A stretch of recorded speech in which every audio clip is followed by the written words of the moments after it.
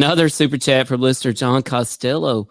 What would Rudy and or Ronnie like to discuss as an episode of for season 2 if they get to pick the topic? That's a great question.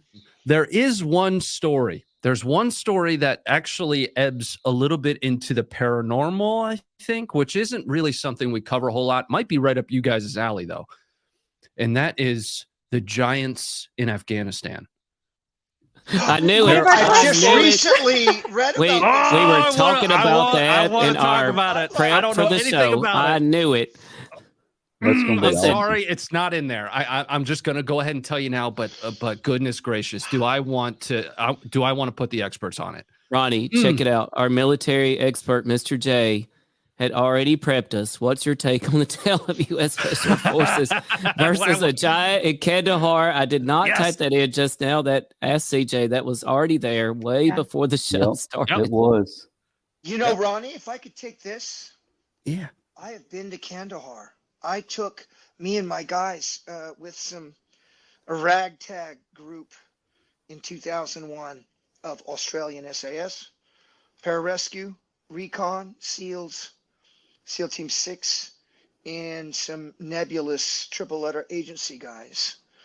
It was about 100 fighters. It was only 100 fighters of us. And we took Kandahar. I did witness and was on the battlefield where the monkey bars were. Maybe in the old days, Ronnie, when you were a little kid or a young man. I would have been a little kid, actually. Yeah. Yeah, so you know, they were swinging on the monkey bars. And my team took Johnny Walker Lindh, took control of Johnny Walker Lindh, the American Taliban. I didn't know it was Johnny Walker Lindh because he looked like Mujahideen. Big beard, really tan. We wounded him. We took control of him. And after we put him in a Connex box, I heard somebody saying, "Oh, I'm so hungry." And I thought it was one of my teammates because I was a junior guy. I was a corporal back then in 2001. I thought it was one of my teammates around the Connex box saying, "Oh, I'm so hungry." I couldn't put it in my mind that it's the guy in the enemy prisoner of war speaking in English, that he's hungry.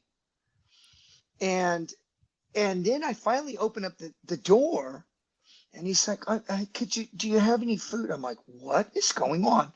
I didn't think anything of it. I shut the door, locked the damn Connex box until some other guys came over, some other really cool looking dudes that look like Ronnie and I now. I was a younger man back then. They had hair, cool ass weapons. They were awesome. And they took over. I wouldn't find out till 13, 14 months later when I came home that was Johnny Walker Lindh. In Kandahar, in 2001, I never saw a giant.